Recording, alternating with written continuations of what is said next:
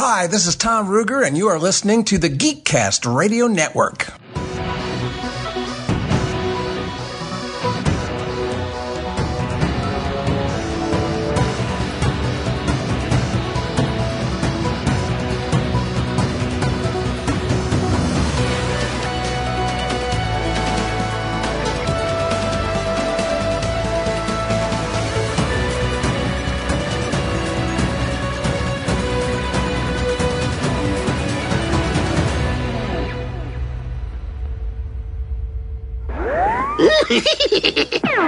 Hello and welcome back to the GeekCast Radio Network's Top 100 Animated Series Nominees episodes. This is part 2. I am, of course, TFG1Mike. Joining me is Steve Megatron. Hello, sir. Yo. Yo. And OptimusSolo. Hello, sir. Oh. Not the Thundercats. No rum. No rum. Yeah. Steve always sets me up, though. Yeah. Ho, ho, ho, and a bottle of rum. How's everybody doing tonight? Wonderful. There you go. Super. Thanks for asking. Super. Thank you for asking. That's right. Super. That's right. All right. Continuing on from the last episode, we enter the decade of the 1980s. Take it away, OptimusSolo, and remind us what's in store for the listeners as we go through this new format. Yes, we will be revealing the nominees that are eligible to be voted on for the top 100 animated series of all time. This time we're looking at just the decade of the 80s. So like you heard last episode, where we did 50 eligible nominees from the pre-1980s. Today will be 50 eligible shows from the 1980s. Then we'll have a few more in store for the 90s, the 2000s, and the 2010 to present. So these are, unlike the last time we did the top 100 countdown, where any show was eligible in the history of animation, which means people were picking from thousands. This time you only get to pick from the 250 nominees. So this is like the special unveiling of those 250, this time the 50 from the 1980s. Scooby's like chickening out. He won't budge. I bet I could change his mind with a Scooby snack. Scooby snack? Catch! Yum, yum, yum.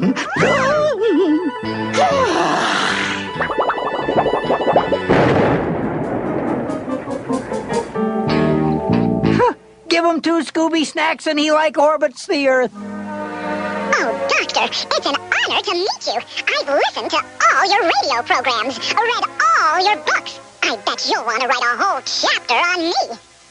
Mr. Seville, I am not Dr. Weisenheimer. You're not? No, I'm the doctor's secretary, Milton Schwartz. If you'll just sit and wait, the doctor will be with you in a moment. Alexander, why aren't you practicing with your team? What's the use? We're in last place. Besides, I'm captain of the team. I can take an afternoon off once in a while. We can work on my model airplane, Father. I would love to play too, Alexander. But I have a speech to give to the people of Celesteville. But you're the king, Father. You can take an afternoon off. Yeah, I didn't get all this uniform before I choke. Because I'm king, I must do many things that I would sometimes rather not do, children. Yeah, and for dessert, pumpkin pie. Yeah! Save that guy for later. Beetlejuice! I thought you were coming as Betty, and I thought Betty was coming as a beetle. On a whim, I decided to come as a caterer. Right, Beetlejuice. You talked my parents into hiring you as the caterer, huh? Hey! You wanted a freaky Halloween party, didn't you? What's this? A lovely lady dining alone? May I join you for lunch, Ms. Bear? Be my guest. The Cubs aren't interested. Oh? Where are they? Eating in front of that television. It used to be a treat. Now they do it every day. Give it to me! No way! It's my turn to choose. We're not watching bear wrestling. There's no way I'm watching Little Treehouse on the Prairie. Okay, that's it. Ah! No more TV for a week. So let's started off with our first group of 5. These are revealed in alphabetical order, so the order that we reveal these has nothing to do with what may or may not appear eventually on the top 100. It is just alphabetical order. So the first group of 5, we will name 5, and then we'll get Steve, Mike, and my own reactions to them, and then we'll just keep going until all 50 have been revealed. So you react first this time compared to the last podcast, compared to part 1. You react first this time, even though you're revealing them to us. You react first because you got to react last time. Something let a Tasmanian devil out of its cage. All right, so the first group of 5 is A Pup Named Scooby-Doo from 1988, Alvin and the Chipmunks from 1983 that had over 100 episodes, Babar the Elephant, I believe is what Babar is, if I'm remembering correctly. I didn't watch Babar as a child, but that came out in 1989. Then we have joining Babar, we have the Beetlejuice animated series, which also came out in 1989. And then the Berenstain Bears cartoon, which also came out in, or not 89, that one came out in 1985. So a little bit of a weird flavor here, I guess. We got Babar and Berenstain Bears from the more young demographic that those were aimed at. And then we have the classic Alvin and the Chipmunks, a variation of Scooby-Doo with a pup named Scooby-Doo, and there's obviously 100 variations on Scooby-Doo. And then Beetlejuice, which is obviously aimed a little bit older than like the likes of Babar and Berenstain Bears. I believe, in my opinion, that the only one I think that I would consider out of this group of 5 would be Alvin and the Chipmunks. Not saying anything bad about those other shows at all. It's just, in my opinion, those would be probably that would be the only one that me personally, I think warrants in the discussion for top 100. Steve, what do you think? I personally like the pup named Scooby-Doo and Alvin and the Chipmunks. I remember Beetlejuice. I remember Berenstain Bears mostly from the book. And then Babar, I was familiar with it, but it's not something I would have cared about watching. Beetlejuice is definitely a piece of that time. Right. Pup named Scooby-Doo and Alvin and the Chipmunks, I think, are the only strong contenders in this block. I could see that. Mike, do you agree or disagree? And then also, do you think the resurgence of the recent Beetlejuice movie will play into a factor of getting more people to consider the cartoon, or do you think it's lost to the 80s? I think with Beetlejuice, that, yeah, I did it. I think with the sequel being out now, people might be searching out the animated series and seeing what it was all about. I think they might be going back and watching the original movie as well. That animated series was so good. It really was for what it was at the time. Like you both have said with Berenstain Bears, we all remember the books. I remember both because I remember trying to match up the episodes of the show with the books I had because I had so many Berenstain Bear books as a kid in the 80s. Had so many of those. Alvin and the Chipmunks is classic. Can't go wrong with that. And like Steve said, out of all the versions that they've done, and we all know in the late 80s, because it was 1988 when this happened, but in the late 80s, let's do the kid version of the adult version of the thing was the thing to do, because we had Flintstones kids and we had this kid and that kid and every other kid cartoon, Tom and Jerry kid. Oh man, if we were doing, don't even start. It's going to be an earworm all night. Don't even start, because that's a theme song. Oh man, that just the theme song alone to the Tom and Jerry kids show. Oh my God.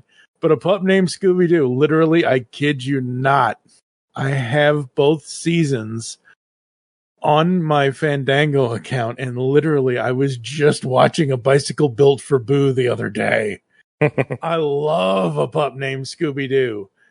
We got to interview Tom Ruger, who was one of the executive producers, I believe head writer. I could be wrong in the head writer credit, but he was one of the executive producers on that show. I absolutely love A Pup Named Scooby-Doo. Yeah, like Steve said, Babar is the only outlier in this 5 because I know he's an elephant. That's about it, I think. Like, I know the name and I know he's an elephant. That's about it on this set of 5. But everything else, I think the other 4 have some sort of contention rights. The 4, besides Berenstain Bears, the other 4 were all nominated for awards. The only ones that appeared on the 9 list that we looked at when we were compiling these groups of 50 was a pup named Scooby-Doo. Babar actually showed up there, and Alvin and the Chipmunks showed up on 5 of those. Beetlejuice did not show up anywhere, which really shocked me, but we'll see how the voters think now that maybe the movie brings it back into the consciousness of the voters. We'll see. Oh, nothing broken. First putting it back. Hey, Brave Style. Who's this man with the spurs? He look familiar. Who? Oh, no, you wouldn't know him. That's Jingles Morgan. He was my commander at the Marshals Academy, the best in the galaxy. He was my idol, my hero. We called him Jingles because of those spurs he wore. I remember he was a tough trainer, but a good one. Get to the point, Mayor Davis.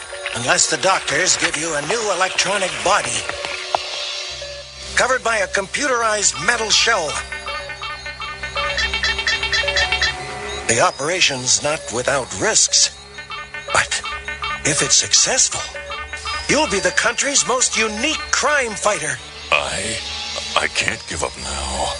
It would be like sending a signal to the big boss, saying it's okay for him to commit crimes and ruin the city with his evil schemes.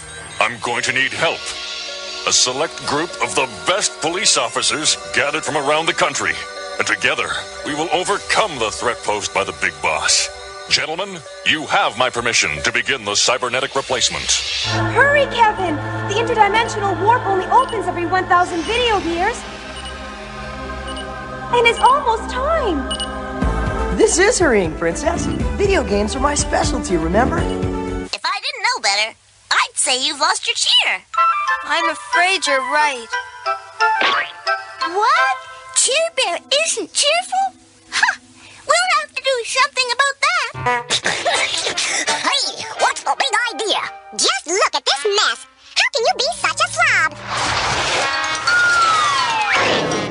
Okay. Who's the bloke who had the party and didn't invite me? You know you're supposed to clean up after yourself. Says who? Says me. That's who. You're not the boss of me. What's going on here? I'm very intrigued on this next set of 5, guys. So we're going to reveal the next set of 5. And one thing I'm going to preface this one before we list the shows is our original Top 100 obviously had a healthy amount of both 80s and 90s cartoons based on the age of all of us and things that we grew up on, and et cetera, et cetera. There may have been some biases involved. One thing that's going to be curious to me is when you add the 15 years, we kind of talked about this last episode, but when you add 15 more years of cartoons, and it's really not just adding 15 years of cartoons, you also probably have to say, considering almost 20 years, because there were some that had come out right before we did that list that really hadn't been around long enough for anybody to like know if they were going to last or how good they were going to be. So it's really considering 15 plus years, because it's some right around that mark that have had more time to grow on people for sure. But when you consider all of those extra cartoons, to me, that's where you run into do some of these 80s and 90s shows that were maybe ranked anywhere from, let's say, 70 to 100 on the original list. Do they become in jeopardy of not making the list is something that I'm going to be intrigued to see as this whole thing unfolds. And I feel like the set that I'm about to reveal could be in that grouping of stuff that, is it still going to be able to make our top 100 or is it going to fall off? Because all 5 of these shows were on our original top 100. So the next set of 5 is Brave Star from 1987, Cops from 1988, Captain N and the Game Master from 1989. So we did 87, 88, and 89. We got that going for us.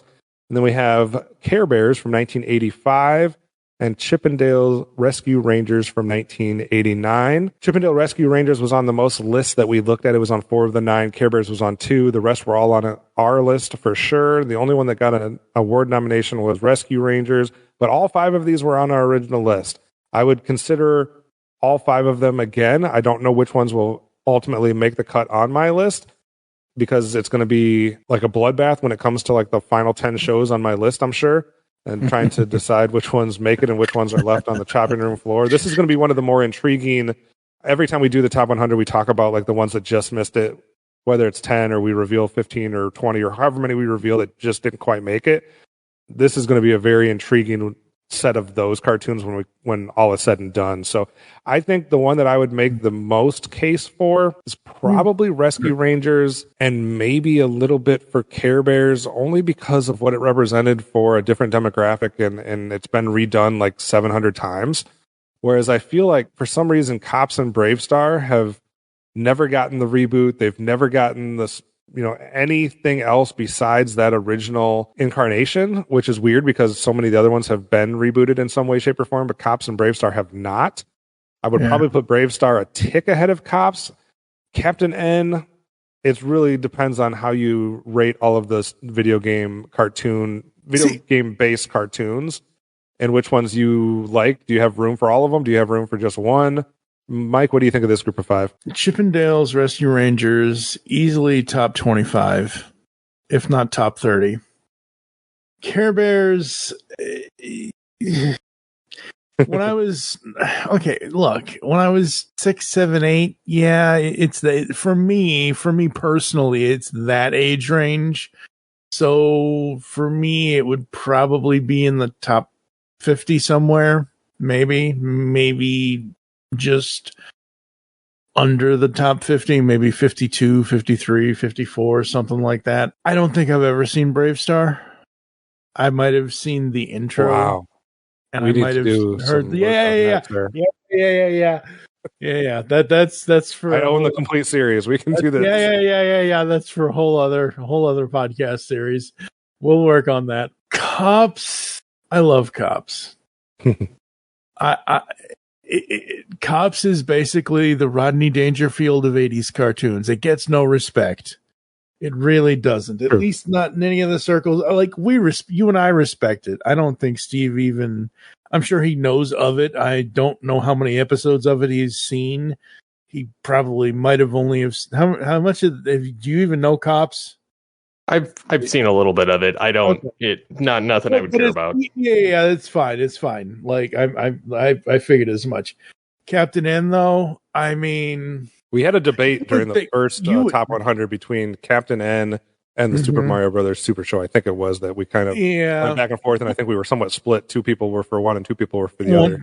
Right, but here's the thing with Captain N and the Game Master. You would think that after you said 89, right? Correct. Yeah.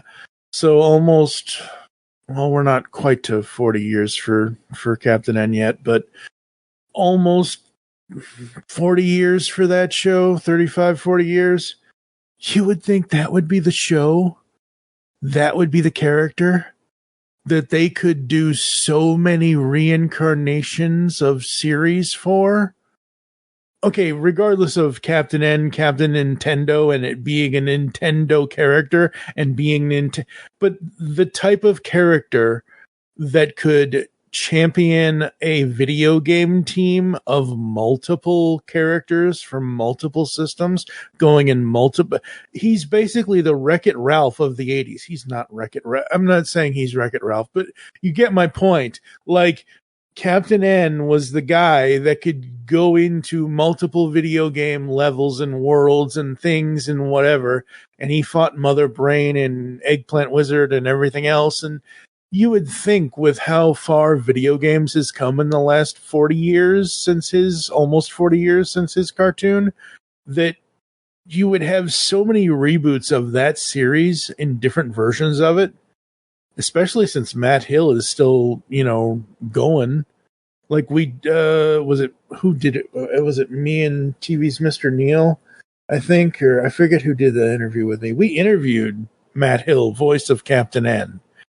And man, just, you would think that cartoon series or something similar to it would have multiple, and it doesn't. And I mean, out of all of these, Care Bears was the only one that has been redone until just recently with Rescue Rangers. Yeah. With the movie. I think, a year or two ago. But otherwise, Care Bear's been the only one that's been redone, and that one's been done like every other year, it feels like. Steve, what do you think of this set of 5, and which ones do you think have the best shot of making the top 100? Honestly, out of these, I think Care Bears and Chip 'n Dale's Rescue Rangers. Rescue Rangers had the live action hybrid movie that came out a few years ago on Netflix or not Netflix, Disney Plus, and then Care Bears has been rebooted multiple times. And Chip 'n Dale has also been used in a lot of Disney Channel content. Right. So I feel like those two are the strongest contenders. I like, for instance, like my kids wouldn't have any clue what Brave Star, Cops, or Captain N are. I do. Brave Star I really don't know anything about, really. Cops I know enough about, and then Captain N I've actually watched. But I think the two strongest contenders here are Care Bears and Chip 'n Dale Rescue Rangers. I agree. And I have a feeling like, too, like I voted for all of these except for Captain N on the original, but this is where I'm thinking like something like Brave Star or Cops could get edged out if there's not enough room for me, because I will have another thing that we sometimes consider when we're doing these top 100 lists is whether it's a decade, whether it's a genre, whether it's a franchise. At least myself, I try to limit how many of a certain thing are coming in. So for this example, I would say what we're talking about today with the 80s, there's a ton of 80s action, boy-centered, or boy, like we're the main demographic, but like those 80s action cartoons. And I don't know how much room I have for 20 of them. You know what I mean? Like I got to pick and choose the best of the best that's going to represent that. And we know that there's some big heavy hitters in that group. So then it comes to me like, is there really room in the 100 for a Brave Star, for a Cops, or for some of the other ones that we may talk about? And I just don't know if there's going to be. So. Yeah. I mean, and before you go on, like I actually had Captain N, Care Bears, and Chip 'n Dale on my original list out of these 5. And looking at my original list, there's a bunch of other shows from like the 80s and 90s too that are, looking back at them. I mean, they were more fresh then than they are now. But they're so far removed from pop culture now at this point, nobody would know what they are, kind of like Brave Star and Cops. Yeah. And that's something interesting too, because I've been re-listening to the original top 100 list, and it's interesting the effect that time has on some of these that nothing else is really playing a factor, right? Like it's not like something came out that made it worse. It's not like, and it's not, I'm not just talking about the fact that there's been more cartoons, so there's less space, but some of these have just literally over time faded more. Like they just don't have the same staying power, I guess, as some other ones that have remained in the kind of the consciousness of society or of pop culture. So definitely interesting to track. Come on, Igor. You're supposed to be looking for the castle. Any sign of it yet? No, sir. Nothing but icebergs, sir. And the sea going up and down, up and down, and up and down. I know a top agent should always keep fit, Danger Mouse, and ready to leap into action at a moment's notice, but how can having a muscle-bound finger help? Really, Penfold, it can help in lots of ways. Like what? Well,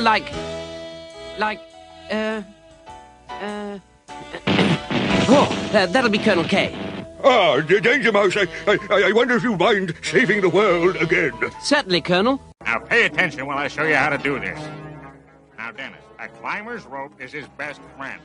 But remember, you must always tie it to something. Okay, whatever you say. Watch closely now. Here it goes. Uh-oh. No. That was a close call. It's a good thing I tied that rope to something, just like you said. Good for you, Dennis. What did you tie it to? To you. Well, Dennis, that was a very clever... To me... Tommy, what is that? Gummy berry juice. No, Tommy, stop! Hey! Wow, this is great! I'll be the greatest, most famous knight that ever was. And Princess Calla will notice me. Look, please, don't be scared of me. I wouldn't hurt you. You're my heroes. Don't you understand that? I want us to be friends.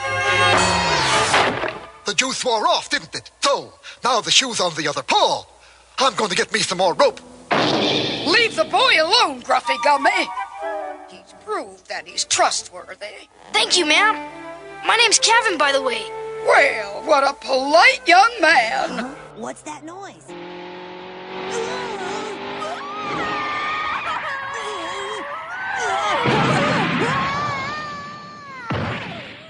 Yikes, is he dead? What the? Wow, you're alive. So you thought you finished me off? Well, you're not going to get my fish that easy, you big monster. Stop it! What are you doing? This is for hitting me. So let's go ahead and reveal the next set of 5. Only 2 of these were actually on our original list, which is somewhat shocking that one of the other ones wasn't. I'll let you guys decide which one that is, but we're going to go with Count Duckula from 1988. That did appear on one of the lists we looked at, but it was not on our original top 100. We have Danger Mouse. That one was from 1981. That was definitely on our top 100. Very huge presence when it comes to the UK and viewers from that across the pond, you could say. Then we have Dennis the Menace from 1986. We have Disney's Adventures of the Gummy Bears from 1985. Got a couple nominations for awards and was on our original list. And then the first incarnation that we received here in America, I believe, the original Dragon Ball from 1986, not to be confused with one that will come up shortly, but Count Duckula, Danger Mouse, Dennis the Menace, Disney's Adventures of the Gummy Bears, and Dragon Ball. The interesting thing for me here is the combination of Count Duckula and Danger Mouse, because those were like the 2 very much heavy hitters. Like those are like, I don't want to say like The Simpsons, but for the UK, those are huge. They're like 2 of the biggest shows that they would know, and that was just kind of like woven into the society there, I guess, for people that grew up in the same era that we did. We did get these in America. I don't think as many people saw them. They sometimes fly under the radar and go a little unnoticed. But what I will say from a quality standpoint, when it comes to the writing and a lot of the things that go into making a cartoon, I do believe they're pretty top notch. I don't know if it'll have enough widespread appeal to make the top 100, but I do think from a quality standpoint and from an impact in the UK that they are deserving. But I guess my biggest vote here outside of those 2 would be for the Gummy Bears. I just think that was critical to the Disney afternoon and the success that led to a lot of the other shows like we just talked about, Rescue Rangers. Like Rescue Rangers may not have happened if Gummy Bears was not as successful as it was. And we'll talk about some more Disney shows probably as we reveal more shows. But and then I think the Dragon Ball one becomes interesting, because then you kind of have to determine, are people going to split the vote between the different incarnations or the different series within the Dragon Ball franchise? That's always something we consider. We talked about that a lot when we did our last top 100 with the different superhero franchises. And like we said just a second ago, do you only have room for so many Spider-Man cartoons, for example? Do you only have room for so many Dragon Ball cartoons? Do you only have room for so many whatever? So that sometimes plays into the voters' rationale. So, Steve, what do you think about this set of 5 with Count Duckula, Danger Mouse, Dennis the Menace, Gummy Bears, and Dragon Ball? So, obviously there was quite a few that voted on Danger Mouse last time. I'm not really surprised of Dennis the Menace, just because, it probably faded out as well. Count Duckula, I've seen a little bit of that. I've really seen a little bit of every one of these, but the only one I find that I can actually rewatch is the one with the most episodes, and that's Dragon Ball. And the thing about, and this is something I'm learning as I've been watching a lot of anime over the last 2 years, just because I've kind of exhausted American, Western animation that I feel like actually watching. Outside of rerun material, and there's a very strong base for Dragon Ball over all of the other ones, and then pretty much if they liked Dragon Ball, they may not care for Dragon Ball Z, may care for a different version. It's very splintered, where they don't really lump them in together because they're almost different. Dragon Ball Z does pick up several years after Dragon Ball ends. But it's a totally different dynamic going into it all the way on through till it ends. And some people may also, again, like, it would depend on what version they like to better. Mm-hmm. There's so many different dubs of these too. You can either get the subs of them, which are, direct port, or you get the dubs in America, which were mostly done in the 90s here. And there have been 3 or 4 versions to the point where they've redubbed Dragon Ball Z, and GT multiple times in the US to the point that now they have a dub out. It was either Funimation or Crunchyroll, which kind of, they bought Funimation, but they now have a unified front where all of the voice actors are the same from Dragon Ball Z, GT, Super, Daima, like all the way on through. And so it could again get splintered just because of that. I know on the original Top 100, we did have one contributor that voted for the original Dragon Ball that did not vote for Dragon Ball Z, which may have cost Dragon Ball Z a few placements and stuff like that, because it seemed like they only had room for one of them and they voted for the original. So that's the intriguing thing when it comes to franchises, as to how that splits. In the more years we consider, the more incarnations there are for certain franchises. Like, we'll talk about a bunch of them today, but some franchises just keep coming back and coming back. So it's interesting to see how that would play a part. Mike, any reactions from that set of 5? Hey, Mr. Wilson. The other thing, like, what's interesting with that one, and it's kind of similar to like what we talked about with Berenstain Bears. Yeah. Sometimes people are more familiar with the property based on a different medium. So like Berenstain Bears, it might be the books. Dennis the Menace, it might be the movies, or it could be the comic strip. Do people remember the animated series? But I'll let you continue. There was only one Dennis the Menace movie, right? I can't remember. I've lost track. I'm not doing any research right now, folks, because I'm trying to keep my hands still. But the only Dennis the Menace movie I remember is the one where Christopher Lloyd played the villain in the 90s. Because the only animated series for Dennis I remember is the one from the 80s where he was like, "Hey, Mr. Wilson." Like, that's all I remember. Gummy Bears. I did the research for you. So there was a direct-to-video standalone sequel called Dennis the Menace Strikes Again, released in 1998. That's right. And a second sequel, A Dennis the Menace Christmas, was released in 2007. Oh, wow. Okay. Gummy Bears. Gummy Bears is always classic. Love the Gummy Bears. Some days I wish I had me some gummy berry juice. Well, my kids, when they saw that name, they thought it was that modern song that's really annoying. No. And I was like, no, it's totally different. They're like, what the heck is this? Because I'll go through TV show theme songs with them sometimes.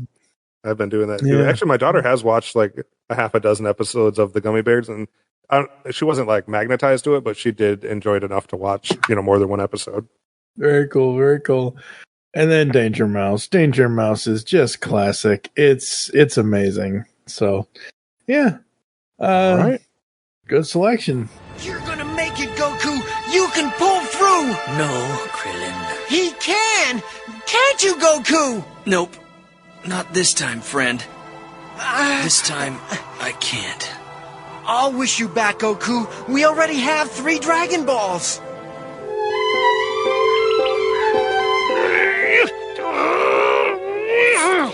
What more, Uncle Scrooge? You can do it. The movie business. I loaned them some money, and it's due this morning. Darn show folk. Act like they've got all the time in the... Time? What time is it? Almost 4. Yoink, 2. And now, it's time for another astronomical adventure with Courage of the Cosmos! In our last episode, Major Courage and his crew were... Right. Let's see how you scamazoids like this.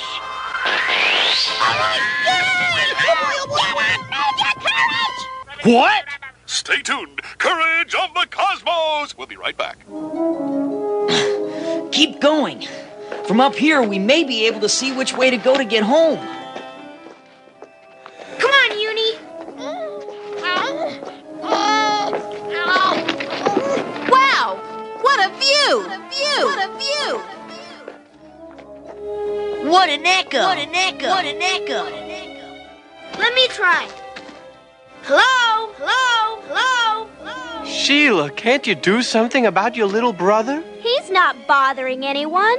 He's bothering me. I'm trying to think of a way to get us out of this freaky place and back home. If there is a way home. Don't worry. There is, and we'll find it. I hope. Come on, Uni. You try. We're with you, Lady J. Let's cut cable. They must not free the shuttle. Cobra! Attack, Destro! Destroy the G.I. Joe Marauders before they breach the canopy! The delegates are terrified, Duke. I'm calling off the conference before more people get hurt. Please, give us 2 hours. Just 2 hours before you make your announcement. Okay, 2 hours. But that's it. Cutting it kind of tight, aren't you? Can't be helped. Come on, we're paying Mercer a visit. He's the only one who might know how to stop this thing. Well, let's look at the next 5, where we had 3 out of the next 5 also made our original top 100. So that would be, I'm sure this doesn't come as a surprise since we're doing this alphabetical order. Dragon Ball Z from 1989 is the first one in this group. It was on 6 of the 9 lists that we looked at.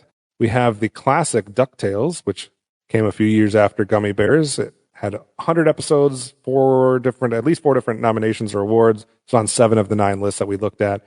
We have Dungeons and Dragons from 1983. It appeared on 4 of the 9 lists that we looked at. And then we have both of the G.I. Joe Geek series and the G.I. Joe A Real American Hero series, one from 85, one from 89. We did split them up because there's enough distinguishing between the two that I don't ever consider them the same series. So we have Dragon Ball Z, DuckTales, Dungeons and Dragons, and both G.I. Joe series. For me, I believe I voted on 4 out of... I had 4 of these 5 on my original top 100. So again, it just comes down to... I believe something like Dungeons and Dragons may be in that same realm that we talked about with Cops and Bravestar, where is there really enough room to include that? DuckTales, for me, is 100% going to be something that should appear somewhere. Dragon Ball Z should 100% appear. At least G.I. Joe, A Real American Hero should appear. Then with the Geek series, I can see some people, depending on which versions are their favorites, some will like that, some might like Renegade, some might like Resolute, but it's hard to not vote for the original one when it comes to G.I. Joe. So that would be my thought process, is maybe Dungeons and Dragons gets left off, maybe G.I. Joe, the Geek series, but I think Dragon Ball Z, DuckTales, and A Real American Hero are locks. What do you think, Steve? I concur with your opinion there. I did have 4 of these 5 on my list the first time. Just looking at them, I had the Geek series as well, purely because I enjoyed that 90s version of it. Cobra Commander was badass. Cobra Commander was awesome in that. Like, he wasn't hindered by Serpentor or Destro.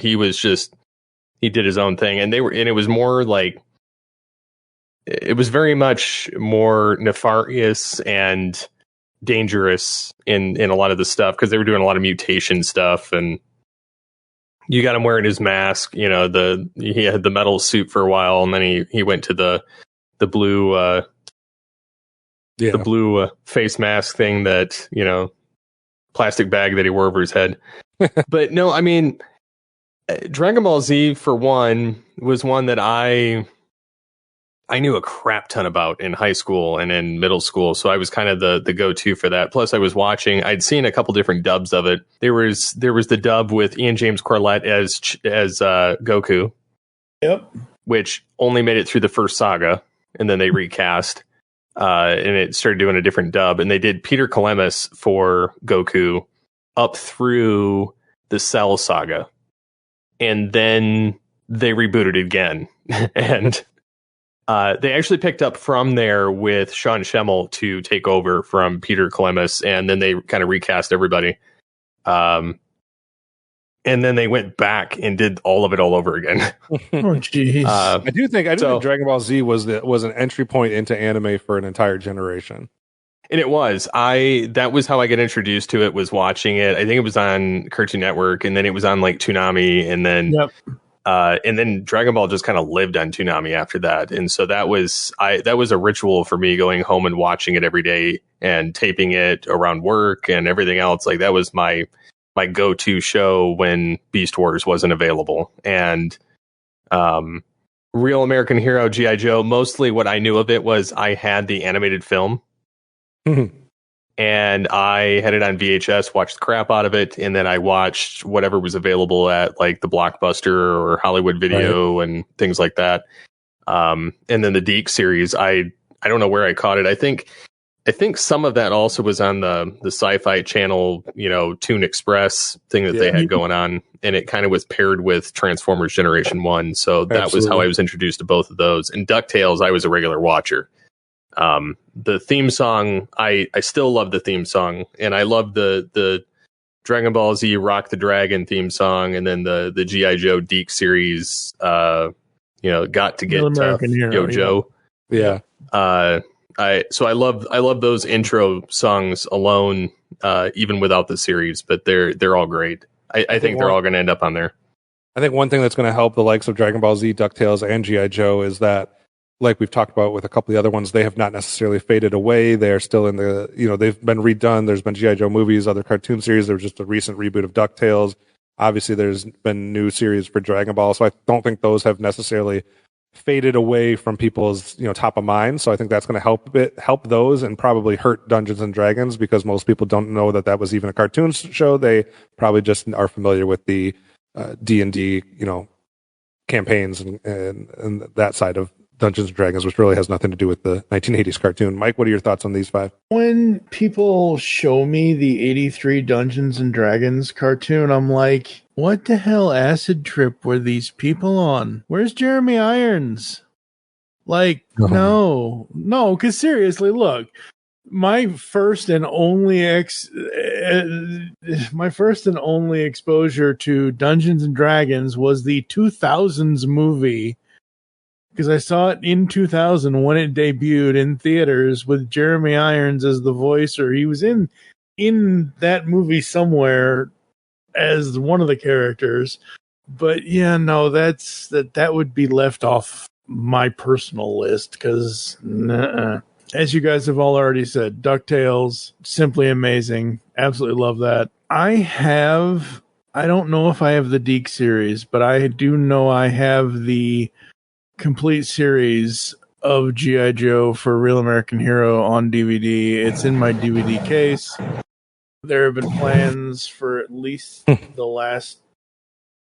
have been plans for decades, but at least the last 4 or 5 years since I've had the DVDs, there have been plans over on Tooncast for us to review the series. I remember watching. Sweet day. Yeah. Okay, Mariah Carey. So the funny thing is that what I remember of G.I. Joe is Real American Hero going up against Transformers a couple of times in the 80s, and I made a choice, and I chose the robots. No disrespect to G.I. Joe at all, because, Old Snake came in a few times and did a few things in Transformers, a couple episodes, Only Human and all that, and whatever. And I liked G.I. Joe for what I saw of it. I just have never watched a lot of it. But I've watched enough of Real American Hero. And I gotta say, I gotta disagree. I don't know how you find, just a blue hood over somebody's face more menacing than a giant metal face. Come on now, Steve. I didn't say anything bad about that. I know you didn't. No, I liked it, but you got to also remember too, like in the Christmas time of the 90s, I got the 12-inch Cobra Commander, and he didn't have that metal faceplate. He had the blue mask. Yeah. And to me, that character just looked awesome. And that was my bad guy of choice, at that time. And then I saw the metal, the armored suit that he got in the beginning of the Geek series and kind of fluctuated between the two. And then I saw a Real American Hero and had the basic faceplate. And I think what took me out of it was there was no eyes, there was no mouth, there was nothing for like that facial reaction for Cobra Commander. And so that's why I gravitated towards the Geek series. Plus the theme song I felt like was better.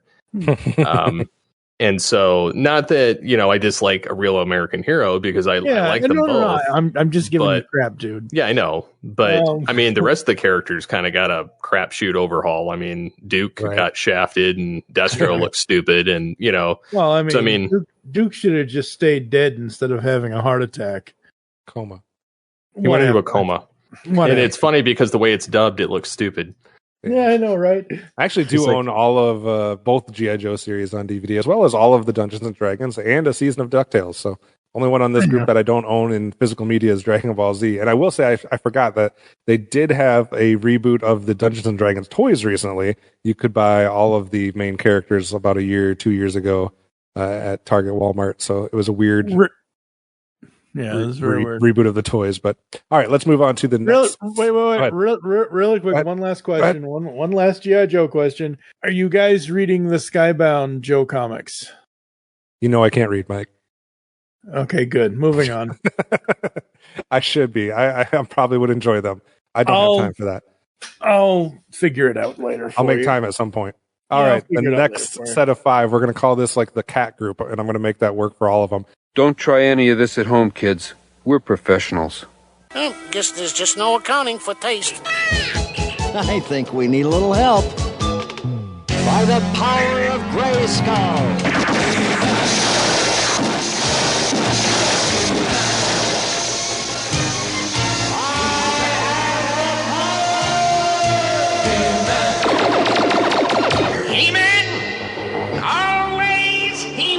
Is this the lake where the monster is supposed to live?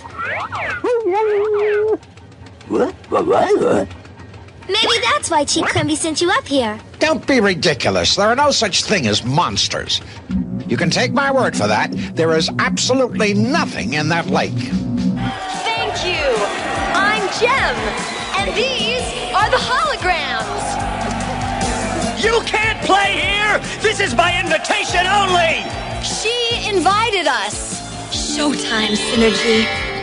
So in our next set of the cat group, all 5 of these shows were on my original list. 4 out of the 5 made our original top 100.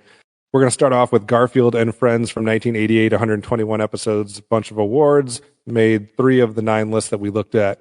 Then we go to the usually forgotten other cat from the 80s, the Orange Cat, which I at the time actually liked better. We're talking about Heathcliff and the Cadillac Cats from 1984, which was awesome with Don Messick and the like involved. 86 episodes of that. It did appear on not our list, but it appeared on one of the lists we looked at. And then we have, of course, He-Man and the Masters of the Universe, which we'll call Battle Cat, the cat in that one. God. So that was from 1983, 130 episodes. It was on 7 of the 9 lists that we looked at. It only took us a decade, folks. It only took us a decade.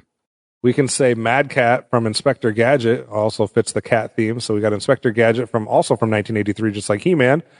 86 episodes, some award nomination, and it was on 6 of the 9 lists that we looked at. So a lot of acclaim from this set of 5. And the last one that rounds it up, and I have no cat connection unless Mike can provide it for me, we're talking about Jem from 1985.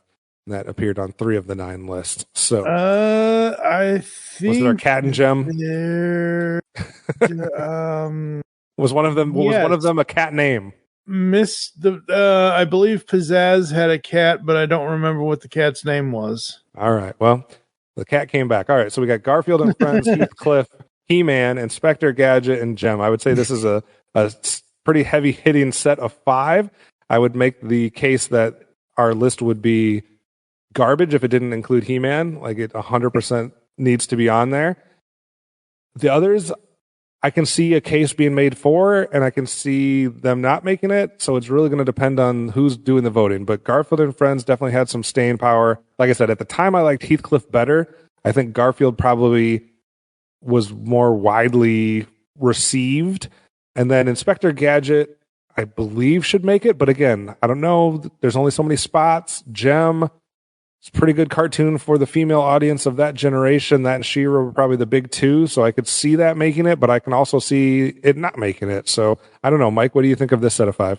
Oh boy, I think they all should make it, honestly, because the reasons why are the fact that Garfield and Friends offered so much because you have so many different personalities in that. You got Garfield and Odie, plus John's neuroses, having to be the owner of those two pets. And then you have the Friends side of it. You have the Barnyard Friends with all of those characters. And that's so many different things. You have so many different adventures you can go on. Heathcliff and the Cadillac Cats, right? Yes, that was like the most successful version. And before you keep going, I got to correct myself. I misspoke. I said Don Messick. I meant Mel Blanc. Okay. So with Heathcliff and all of his shenanigans and all his pals like Benny and all them, again, it's a whole thing of, oh my God, this is so cool. This is so fun. And it's a great cartoon. It's a cartoon that offered you so many different personalities. This is why half the people that we grew up with, us included, was why we all have multiple personalities watching Garfield and Heathcliff, because of all the varying personalities that are in these two cartoons alone. And then you have He-Man and the Masters of the Universe. And just listen to the Powers of Grayskull series, folks. We spent 10 years covering He-Man and She-Ra. But I mean, it's just came out a year before Transformers. It is still, to this day, one of, if not the only sword and sorcery fantasy things I absolutely love outside of Sword in the Stone from 1964, from Disney. Inspector Gadget, yeah, okay, it works. It's basically Get Smart animated with a niece.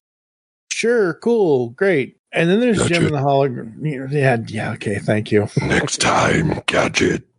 Thank you. Jim and the Holograms. Continue. Yeah. Go drink some battery acid so you can continue that. And then there's Jim and the Holograms. And I am one of the biggest proponents for Jim and the Holograms being a show for yes, it is a show for girls and for female empowerment of the 80s. But I also look at that cartoon as a show for everyone, because they wrote it as and I know this because I've interviewed Christy Marks several times. We did a whole Gem Showtime Synergy. We did a whole Gem podcast. And this is the 40th anniversary of Gem this year. I looked at that show as a kid and now as an adult as a show for everybody, empowerment for everybody, because it showed you that you could literally do anything and everything that you could do once you put your mind to it, kind of thing. The weird thing that I just thought of, to completely interrupt you. Yes. If you take Heathcliff and the Cadillac Cats out of the mix, Garfield, He-Man, Inspector Gadget, and Gem have all had a live-action movie based off of them. Yes, they have. And they're actually making another He-Man movie. Yes. Yeah, supposedly. Which will release just in time for this list, probably. Supposedly. No, they're doing it. Like, this is actually happening this time. I've seen footage and stuff. Yeah. You've seen footage? Well, not footage, year. but it's literally going to be released next year. Leaked shots. 100%. I will believe. No, they've already wrapped filming. Like there's I will believe it when I see a trailer. Their main two actors of Tila and He-Man even posted on their social media that they had wrapped filming, like it's in the can. I will believe it when they release a damn trailer. All right. Anyway, bet on this. Continue, so Steve can give us no bet. But yeah, no, I think each one of these, I don't know where they belong on our list, but I do think they all do belong. At least I personally do. Or disagree, Steve? I could make a good case for all of these being on the list. I did have all but Gem on my original list. But Mike made up for that because it was in Mike's top 10 last time. It'll be in the top 10 this time, too. Spoilers. Which one? Gem? Yeah. Good thing I'm not putting it on. He's trying to carry the sword for that one. Yeah.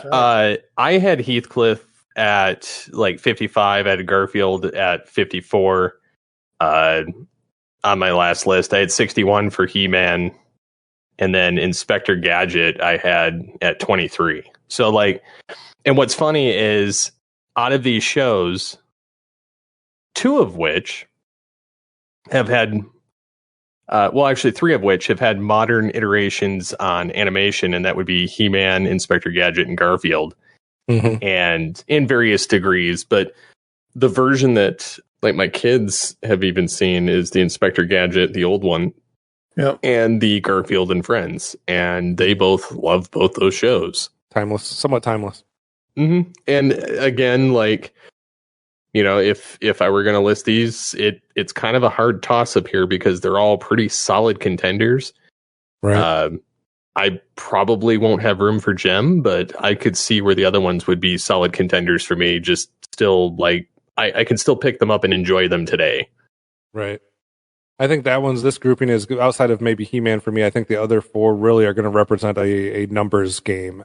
Like, is there enough spots, and how does it all work out when you try to crunch it all together? So it'd be interesting to see how that plays out with everybody for sure. So that's the first set of 25. We'll try to speed along here for the final 25 as much as we can. I know it's the 80s, guys. We're going to talk a little bit about these. Yeah, we're going to talk a little bit. We knew going into this one that this one was going to be a long session, but that's okay. Zelda! Got her! About time, too. Get back through the mirror while I get the Triforce. Illusion is the ultimate weapon. No way, Fozzie! We don't accept imaginary money on this flight. Excuse me, stewardess, but is there a movie on this flight? Why, certainly. That's not quite what I had in mind. Look at that rainbow go! Uh-huh. Just a couple more clouds and we can start picking the cherries for Cherry's Jubilee. Nice job! It sure was. Okay, Rainbow Bike, back where you belong. Aw, come on, Megan. Cut loose. Have some fun with this thing. The City of Gold they were talking about, do you think it really exists? Oh, yes, it exists. Well, then you must know where it is. If only I could be sure. The trouble is that no one has ever succeeded in. All right, the next set of 5 is as follows. We talked about the cartoons based on video games. We'll start with one of those, The Legend of Zelda from 1989.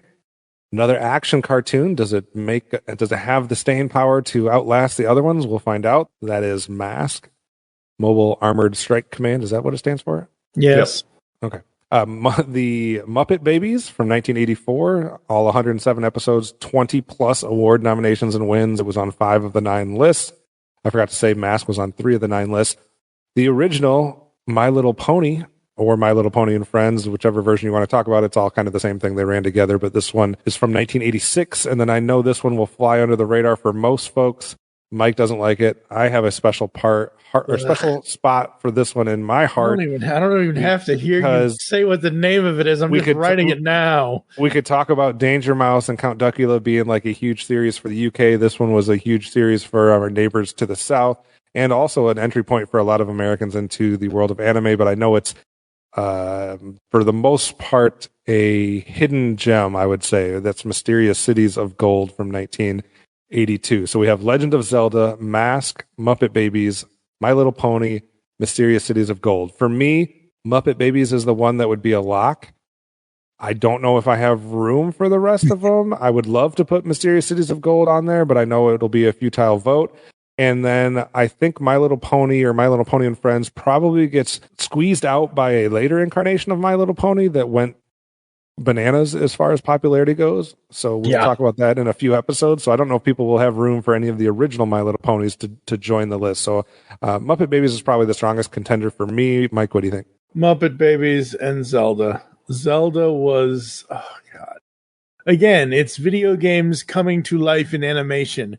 And the craziest thing about Zelda is It was only once a week on Fridays, you bastards. So is Mask going from your top 10 to not on your list this time? If it makes my list, it's going to make it much lower. It's probably not going to get number 8. Because again, like I said in the last episode, in the pre-80s episode, my list this time around, it's going to be much different. I may still have some of the same things that I had on my list from 2011, but they're not going to be in the same order. Right. But The Legend of Zelda, the coolest thing, Super Mario Bros. Show was 89, right? Or 90? Super Mario Brothers was 89. They both were. Yeah, that's what I thought. So when the Super Mario Brothers Super Show debuted in 1989, it was 4 days a week, Monday through Thursday. Well, technically it was Monday through Friday. But the Mario cartoon was Monday through Thursday. And on Fridays, we got Zelda. And it was like, wait, what? This is the coolest thing ever. We get Zelda on Fridays, but crap, we gotta wait a week for Friday for Zelda? Ah! Steve, any thoughts on this set of 5? I only listed 1 out of these 5 on my original list. Was that Muppet Babies? Yep, that was the only one. And it's the original one. I know they've rebooted this particular one, as well as like My Little Pony, and I know that they're doing a Legend of Zelda either film or animated thing, kind of like the Super Mario Brothers. But I don't know, I'm cautiously optimistic on that front. But as far as these shows, I feel like any of these 5 could easily be either forgotten or left off, just people not knowing about them or associating with the latest rendition of it, especially being that we're doing this list 15 years after the original. And people might be more familiar with, the new My Little Pony or the new Muppet Babies as opposed to the originals from the 80s. Yeah, very well could play a factor. Sometimes that can hurt and sometimes it can help. It's always hard to say. But it'll be interesting to see how this set of 5 plays out. I think the next set of 5 is potentially going to have an uphill battle to try to make a dent in our list. We'll see if you guys agree or not. So, if you hadn't forced me to compete, Ben, and I would never have crashed. I was found and rebuilt. They turned me into something half man, half machine. A cyborg. So I now work for the foreign government that saved me. Now my nightmares make sense. Well, this is no dream, Fly Guy. I got your computer and I got you.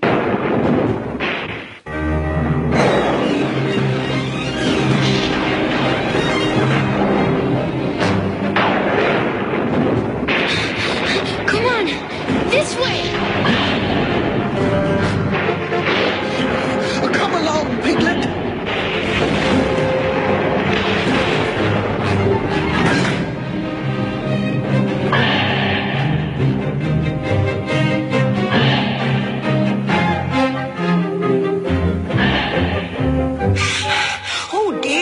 If only such very small animals didn't have such very short legs. Hurry, Piglet.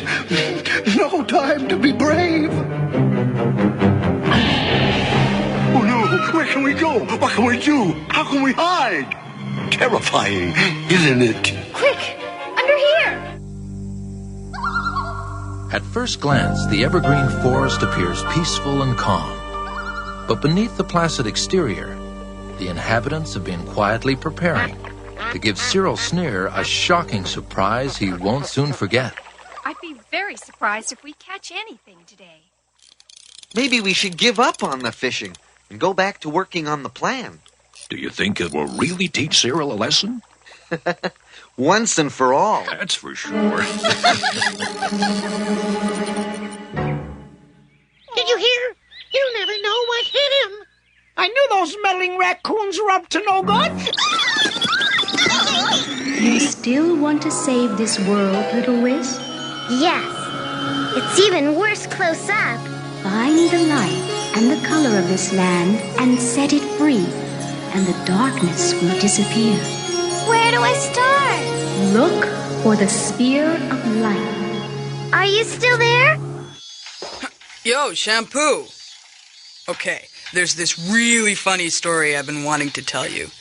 It goes like this. The next set of 5 includes The New Adventures of Johnny Quest from 1986, The New Adventures of Winnie the Pooh from 1988 did have some award love and did make one of the lists that we looked at. I think just like we talked about with Danger Mouse for the UK, maybe Mysterious Cities of Gold for Mexico, you could definitely make a case for the Raccoons for Canada being one of the huge shows up there. This one debuted in 1985. Rainbow Bright, 1984, another one of the female-centric cartoons we got during the 80s. And then this one I am still somewhat ignorant on. I haven't caught up with it in the 15 years that we've had to catch up on some of the anime, but this is, I'm going to probably even say it wrong, Ranma 1/2? Yes. Okay, so that is the 5 that we're looking at here. I would say, just based on my exposure, I know there's a lot of love for Winnie the Pooh. I don't think Rainbow Bright has stayed in the in the consciousness of pop culture enough. I think Raccoons probably gets forgotten because it was more Canadian-centric, even though I think it is a worthy cartoon. But I don't know if I could make a strong case for any of these being in my top 100. Steve, what do you think? So, New Adventures of Johnny Quest, I intermittently watch, more so if there was nothing better for me to watch. That's what would get turned on. The New Adventures of Winnie the Pooh is probably the one I'm the most familiar with, just having grown up with it and had like all the VHS tapes, because that's what my mom bought. My kids grew up with it too, so that's something else that we had in common. Voice acting was great in it. Animation was better than the old stuff, so it was just a lot of fun to watch. The Raccoons and Rainbow Bright, I am not familiar with either of these.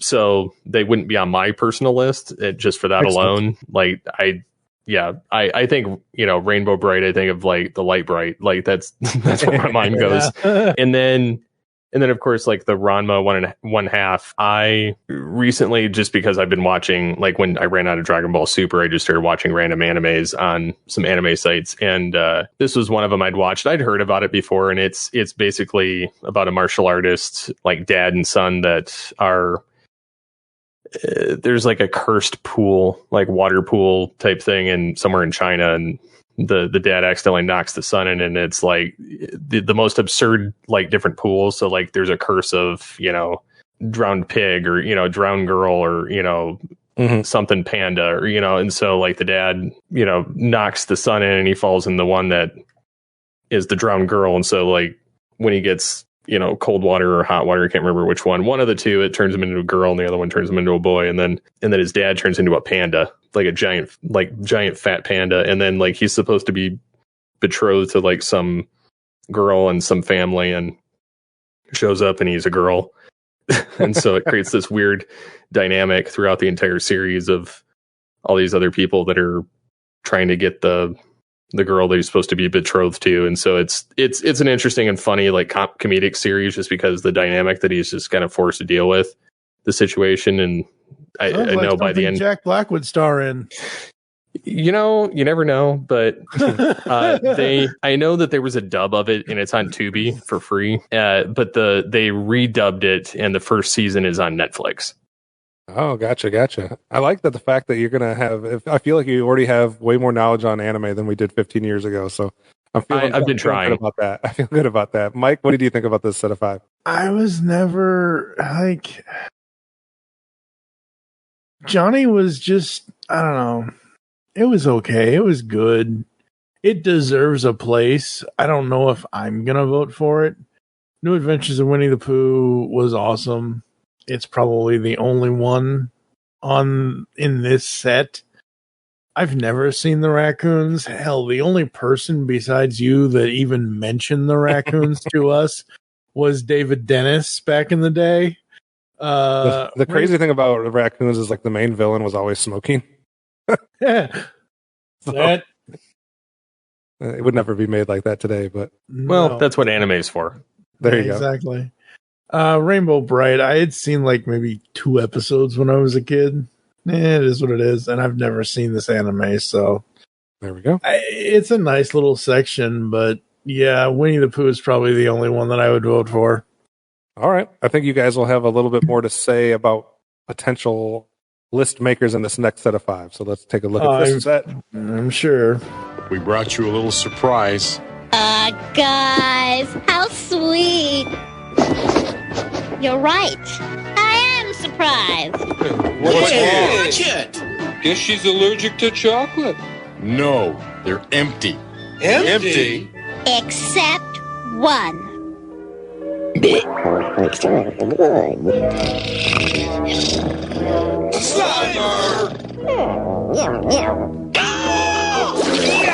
I've been slimed. Yuck. The countdown has begun. On board the giant spaceship, the crew of raw recruits freshly graduated from the Robotech Academy is busy with the pre-launch checklist. All manual systems are green I lights. will now feed you the computer. The ceremony starts in 15 minutes. I hope the captain gets here in time. I hear he didn't get much sleep last night.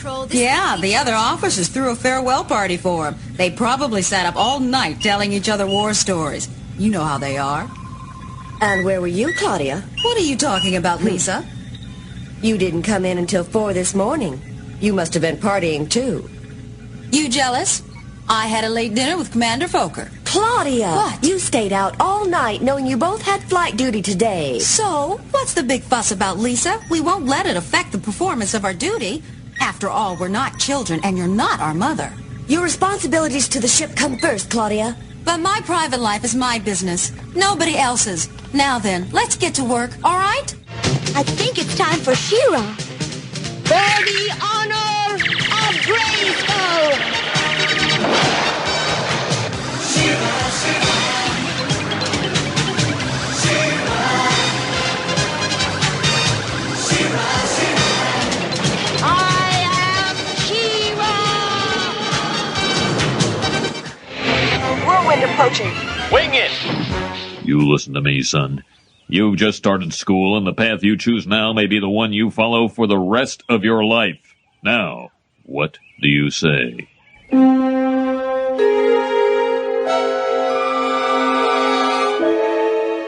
Eat my shorts. All right, I'll eat your shorts! Yeah, eat my shorts. Butt man, butt man. Butt man! We have started off with the 1986 show, The Real Ghostbusters, 147 episodes, a couple awards. It was on 4 of the 9 lists that we looked at. We have Robotech from 1985, 85 episodes. It was on 3 of the 9 lists that we looked at. We have She-Ra, Princess of Power from 1985 as well, on a couple of the lists we looked at.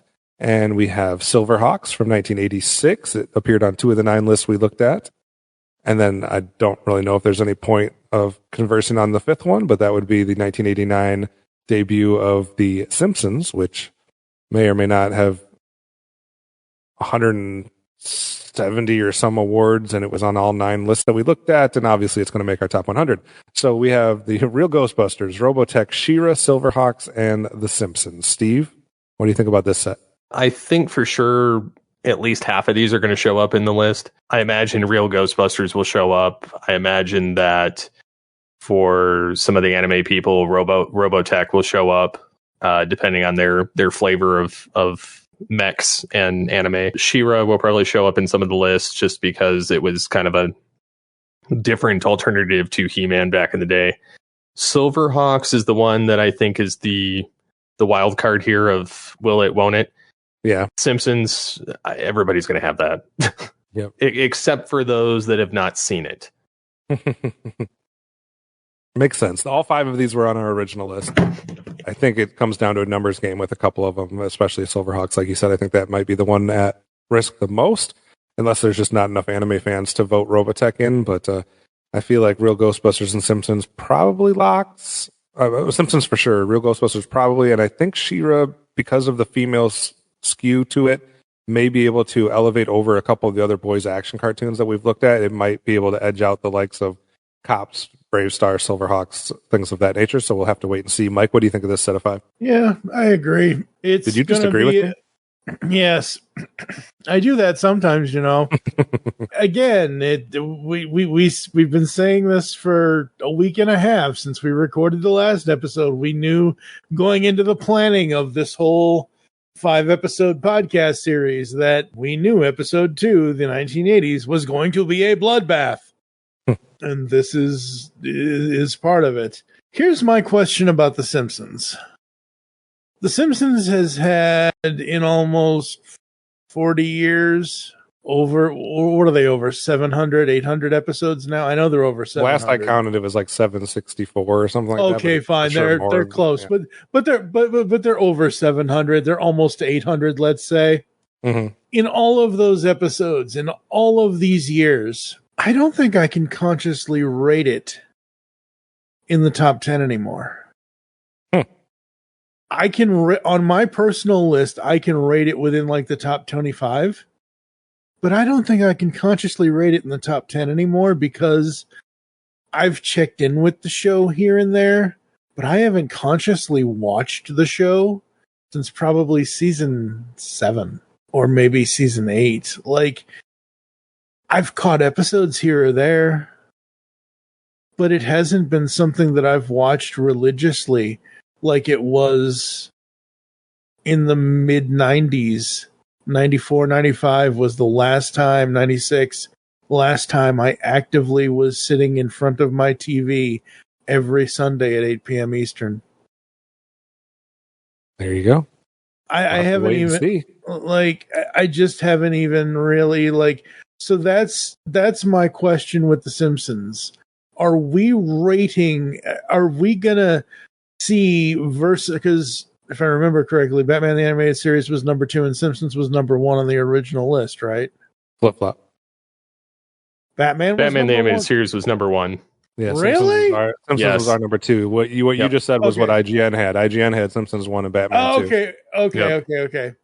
But either way, point is Simpsons still that good of a show to have it be, after all these years, the number 1 best animated series ever? I think some would make the argument that it doesn't have to be anymore because even if you just took the first 20 seasons, it's going to be warranting enough just based off of that. I don't know. Like, I can't speak for Simpsons because I've never seen an episode. So. Right. Well, okay. Well, fine. Steve? Me personally, I don't know if I would list it in the top 10 anymore. I do think the first like 20 or so seasons was, worth it as far as that. However, anymore, like I just don't. I think it's definitely top 20 worthy. I don't think it's top 10 worthy. Here's what I'm going to do. We have a roadmap of when we are doing the top 100 animated series next year, of when the production for that's going to happen. I'm not going to say anything more than that, but we have a roadmap, folks. I am going to take the rest of 2025. I'm going to go on Disney Plus, and I'm going to start from the beginning, and I'm going to watch as much Simpsons as I possibly can to make my own determination of whether I think it personally belongs within even a top 20. There we go. I like it. And I hope to get as far as I can get between now and the time we start. Because, like I said, when I was a kid, 1989, I've told the story before.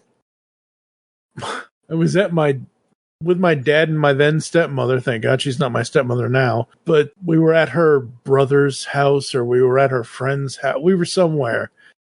And it was like, I think it was the debut. I think it was Santa's Little Helper, the debut episode.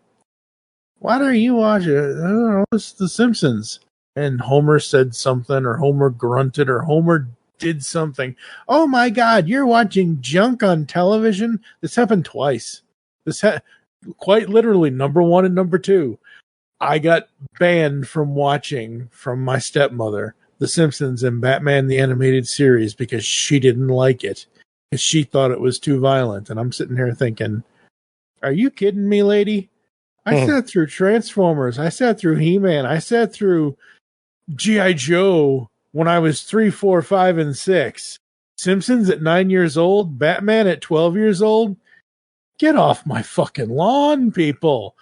Like come on. I think if you watch 4 episodes a day, you may be able to get through the whole thing. All right, so let's go ahead and reveal the next set of 5. Yes, next set of 5. Present for you, Smurfette.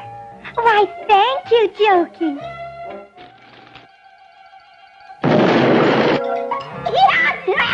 Surprise, surprise! Jokey Smurf, one of these days you're gonna get it.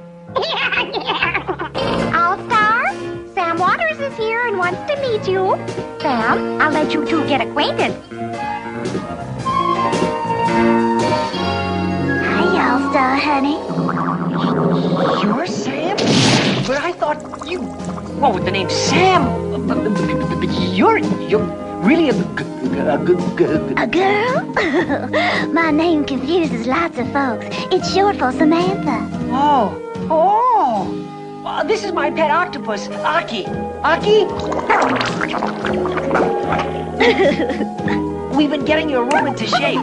Just let me know if there's anything else I can do. Well, there is one teeny tiny favor you could do for a visiting country girl. Just say the word. Well, I was hoping to see the premiere of the Snorkbusters movie Saturday night. Would you mind taking me? Mind? Of course not. I'd be glad to. If you can make it to the tunnel, it's a clean getaway. Yeah, but I can hardly see. Can I do your windshield? The wall crawler. The webhead. Just your friendly neighborhood Spider-Man. Turn there. Oh,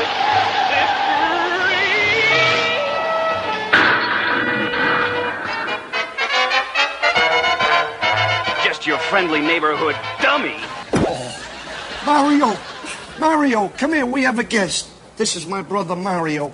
Mario, this is Patty, the sad-eyed orphan. Nice to meet you, Patty, the sad-eyed orphan. Where you from? Oh, I've been drifting for about 6 months now. You know, living off the land. Life is tough when you don't have any parents to love and take care of you. No one even cares that today is my birthday.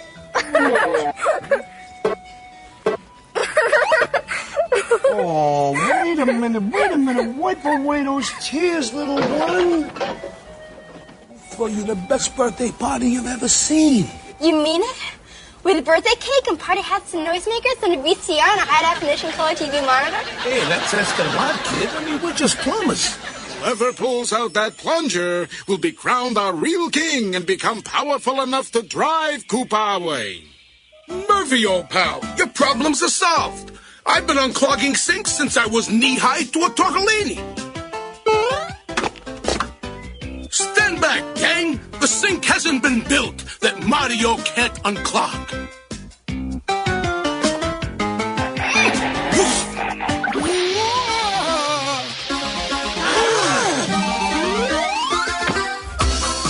Hey! Nice plumbing, hero guy.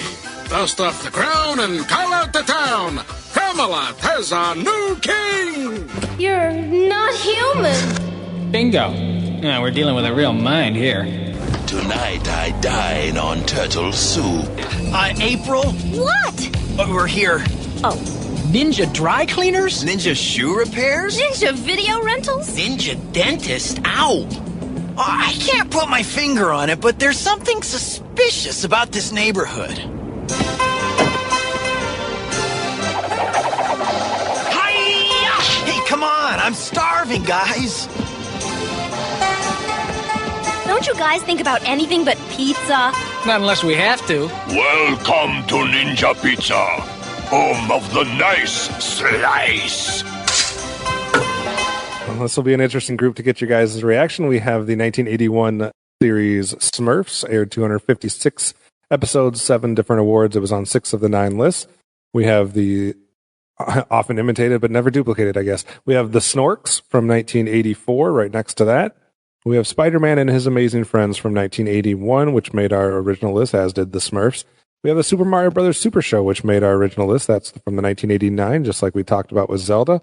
And then we have the 1987 series that was on 8 of the 9 lists that we looked at, the Teenage Mutant Ninja Turtles. So Smurfs, Snorks, Spider-Man, Mario Brothers, and Teenage Mutant Ninja Turtles.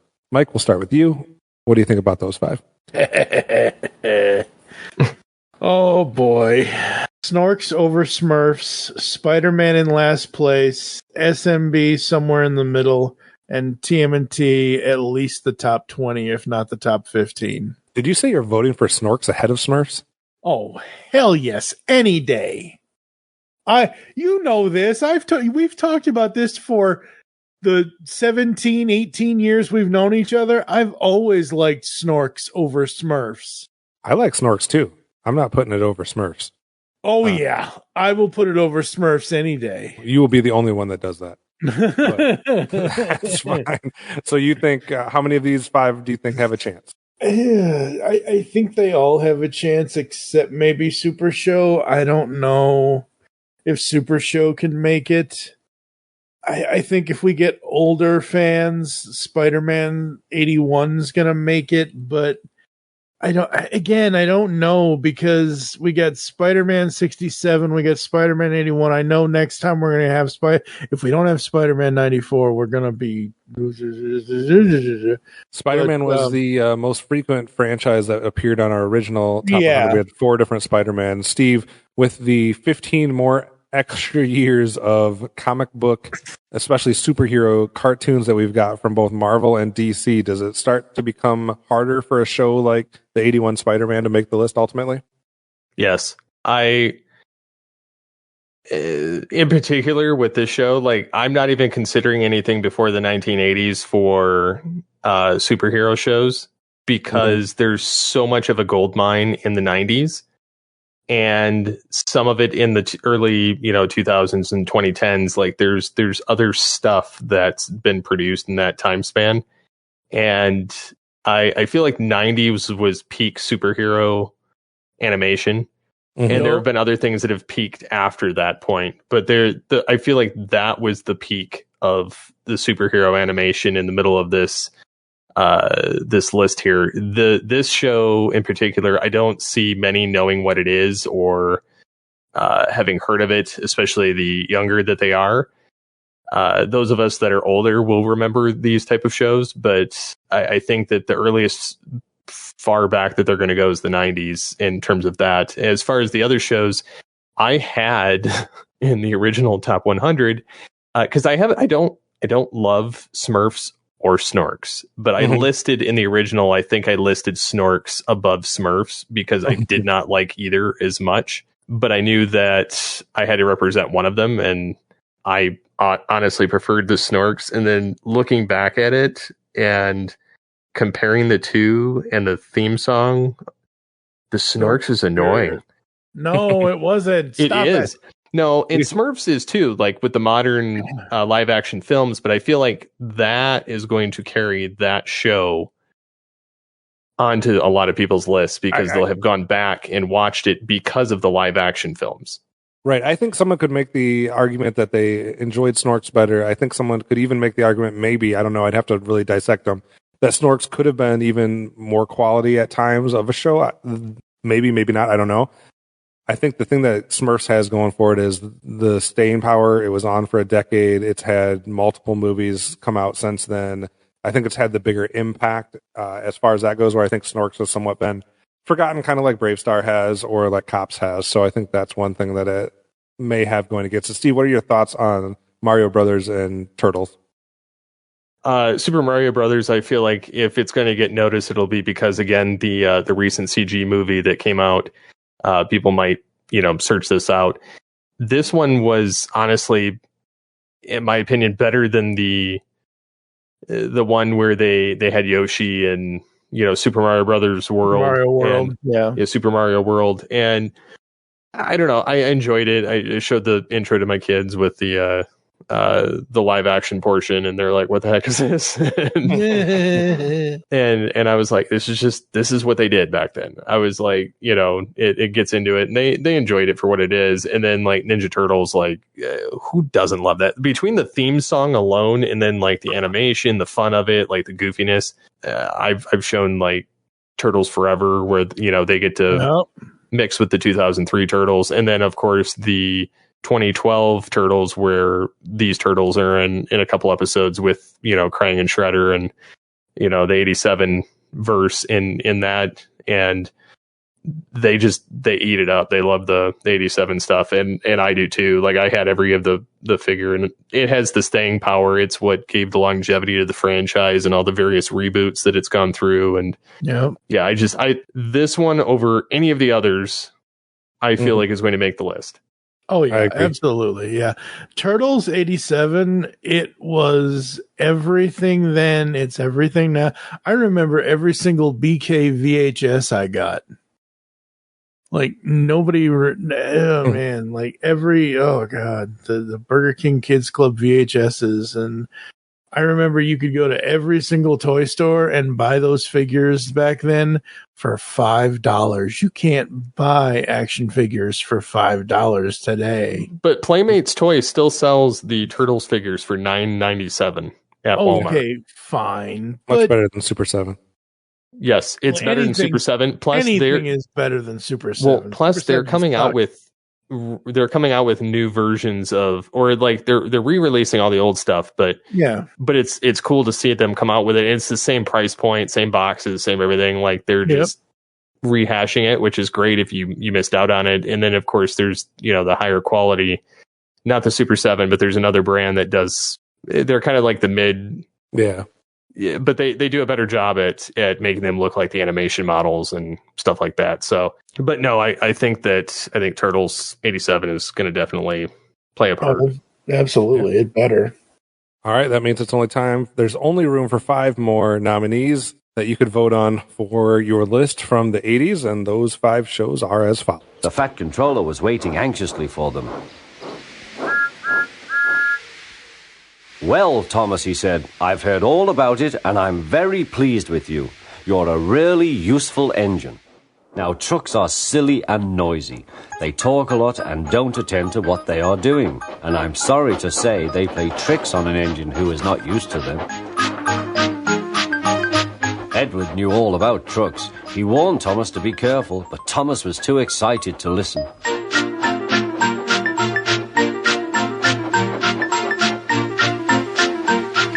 The shunter fastened the coupling, and when the signal dropped, Thomas was ready. The guard blew his whistle. Peep, peep, answered Thomas, and started off. What?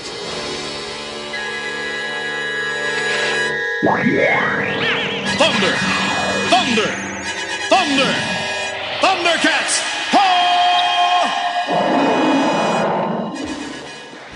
Come on, Optimus, tell me. Why do you want this medal? How will it be used? Why is it so precious? I've explained it to you. You told me it was important, but you didn't tell me why. That's because I know you too well, Galvatron. Far away in a distant galaxy, the people of the planet Prismos lived in an age of great technology. They had taken control of all their sources of energy and enjoyed a life of comfort and ease for 7,000 years. But this was not to last. For the realignment of the 3 blazing suns of Prismos signaled the end of the age of science and technology. Ready to form Voltron. Activate interlock. Dynatherms connected. Infracells up. Mega thrusters are go. Let's go, Voltron Force! First one might sound weird, but outside of Simpsons, there's no other show that we talked about today that aired more episodes than this one. That's the 1984 series Thomas and Friends. Almost 600 episodes of that has aired. We have the classic Thundercats from 1985. It was on 6 of the 9 lists we looked at. We have the classic Transformers G1 from 1984, which was on 6 of the 9 lists that we looked at. We have the hidden gem, I would say, that often gets forgotten, the Visionaries Knights of the Magical Light from 1987. Short-lived show, but it was pretty decent quality. And then we have another anime entry with the 1984 series Voltron, which appeared on 4 of the 9 lists that we looked at. So Thomas and Friends, Thundercats, Transformers, Visionaries, and Voltron. I will start, if we were making a top 100 80s show, or a top 50s, 80s show countdown of some sort, Visionaries would definitely make my list. I would say it has no shot in hell of making the top 100. I think a lot of people discount some of the more educational shows, so Thomas and Friend is probably in an uphill battle, pun intended. And then we have Thundercats, Transformers, and Voltron. To me, this, again, I think these 3 might be able to elevate themselves over the likes of Cops, Brave Star, some of these other ones that there may not be enough room for this many 80s action shows. So I think Transformers is a lock. I think Thundercats has a pretty decent chance, and Voltron has a pretty decent chance. So those would probably be the three that I would consider. Mike, what do you think? Yeah, I agree. I absolutely agree. Short and sweet. I like it. Even with, I'm not done yet. Okay.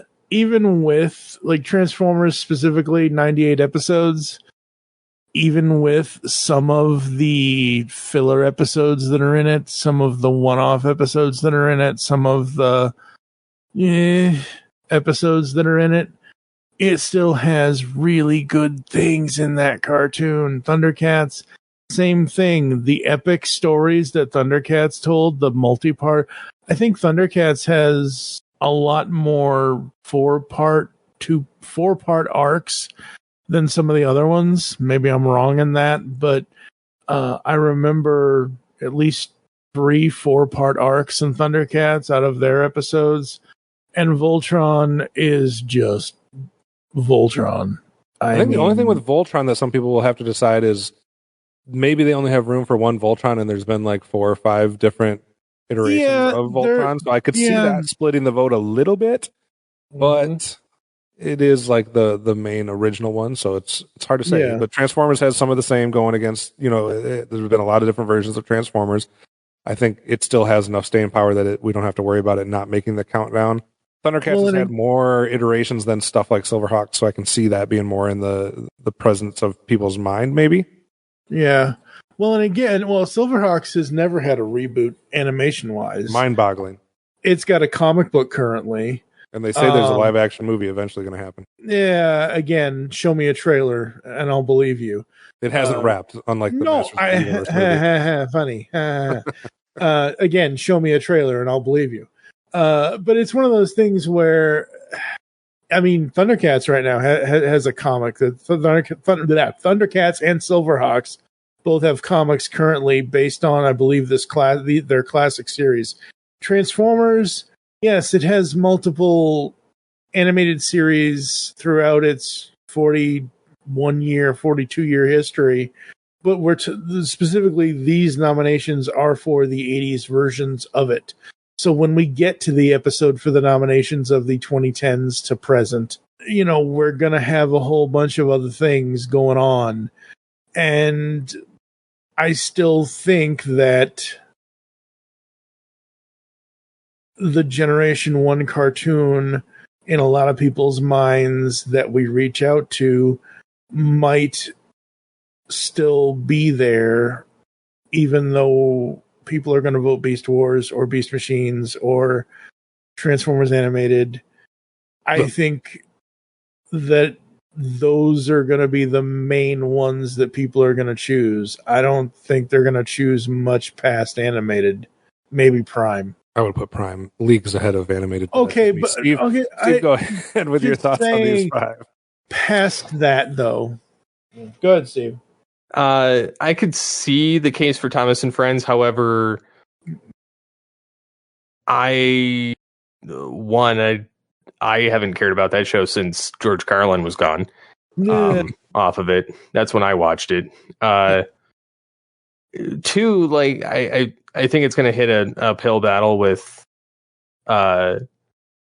educational shows in general, just not showing up. And then I think Visionaries, unless you grew up with it, I don't feel like you're going to know what it is. Plus, being one season, I feel like the least amount of episodes it is, the harder it's going to be to show up on the list. And the more episodes it is, the more likely you're going to see it. And in this case, I know Thomas and Friends has the highest, hit count here, but Thundercats, Transformers, and Voltron are the only ones that are pretty high on the list, with Transformers trailing at the bottom of those 3. And I feel like Transformers, just because it's had so many iterations, so many reboots, the live action stuff, everything, that one's going to be the one that beats out of these 3.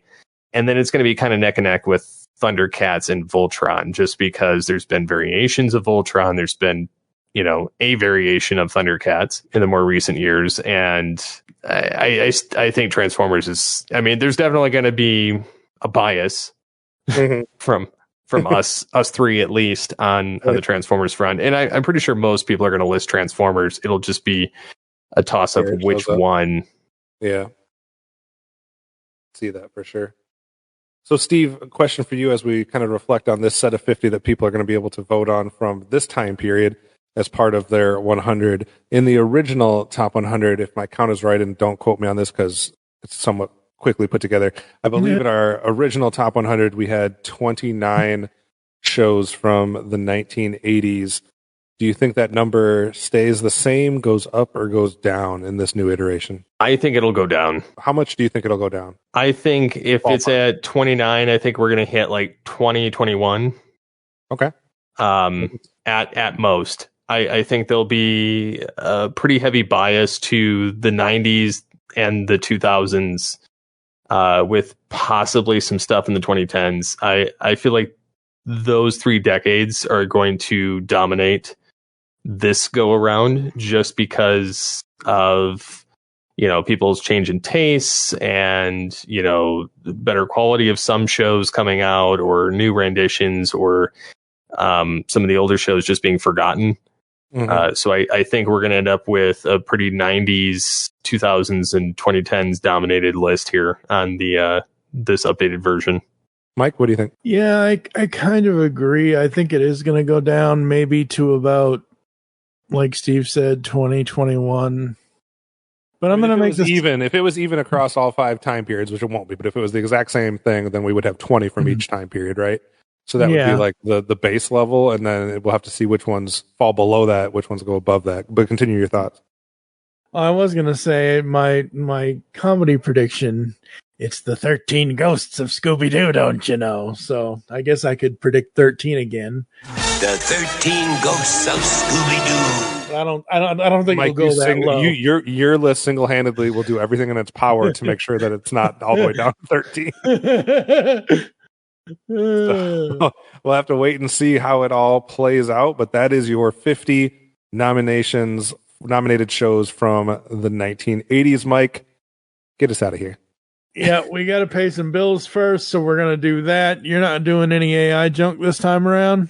No, we'll save that for ones that we're not going to be able to fill 2 hours of conversation with. Okay, well, there you go. See? There we go, folks. We need 2-hour podcasts every time. We don't need AI when we're experts on this topic. There you go. Well, exactly. We're experts on all the other topics, too. All right, folks. Quick ads right after this. We'll be right back. The Transformers will return after these messages. Showtime Synergy. It's Showtime Synergy. The latest review podcast from the GeekCast Radio Network is here. So join TFG1Mike, Nicole Hailstorm, and myself, Lady Rec, as we will be reviewing all 65 episodes of Joe and the Holograms in a 25-episode-long podcast. You can find Showtime Synergy on iTunes and GeekCastRadio.com. We are the truly outrageous podcast that you want to be listening to. To Cybertron. Thank you, Soundwave. I am TFG1Mike, and you should be listening to my very first podcast, the TFG1 Podcast. 24 episodes covering the entire U.S. run of the 1984 Transformers cartoon. Also a few supplemental episodes and an interview with Stan Bush. So check out the TFG1 Podcast. You can find it on iTunes and the web at www.geekcastradio.com. Transforming Rollout. Oh, hey! I got something! Since 2009, we have been the premier cartoon podcast here at the GeekCast Radio Network. We are Tooncast. From taking you beyond the cartoons we grew up with to seasonal saucy toon talk, and now we get the origins of Toonsters everywhere as we ask guests 30 questions about their cartoon watching experiences, plus so much more. Tooncast is back. Join me, TFG1Mike, and the rest of the GCRN crew as we give you all the toon talk you will ever need, only on the GCRN and wherever you consume your podcasts. We are beyond good, beyond evil, beyond your wildest imagination. We are all tunes all the time here on Tooncast. Yeah. Hello, geeks and geekettes! Looking for a podcast that covers a vast array of topics? Then check out Altered Geek Unleashed, where we discuss our thoughts on this week's geeky news, tech, gaming, television shows, movies, cartoons, comics, and more. So, get altered, get geeky with the Altered Geeks, every Friday on the GeekCast Radio Network. Because the world needs another movie podcast. The GeekCast Radio Network presents for your listening pleasure the Cinema Geek. Hosted by Amanda, Kevin, Matt, and Dan. Each week we dive headfirst in the landscape of movies as we discuss movie news, play movie games, go in-depth on reviews, and even have a top 10 countdown or two. Also, don't miss our director retrospective series where we review noted directors' movies film by film. Bottom line is, if you love movies and love podcasts, you need to experience the Cinema Geeks. You can find us on iTunes or GeekCastRadio.com. So let's say you're looking for a podcast of your favorite 80s comic books, G.I. Joe, Transformers, Ninja Turtles, He-Man, etc. Where are you going to go to find us?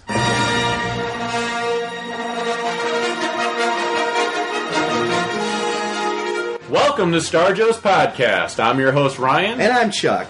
That's right, everybody. We're the Star Joes. We host a podcast called Star Joe's Podcast, where we talk about your favorite comic books, your favorite toys of all the 80s properties. Star Wars, G.I. Joe, Transformers, Mask, Thundercats, Voltron, you name it, we cover it. If it's in the 80s, we'll cover it at some point. Yes, so what you want to do to find us, you can go to iTunes, you can go to www.starjoes.com. And remember, the Force will be with you. Because knowing us is half the battle.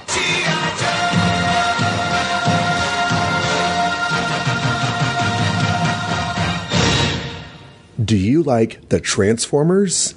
Yes. Do you like the Teenage Mutant Ninja Turtles?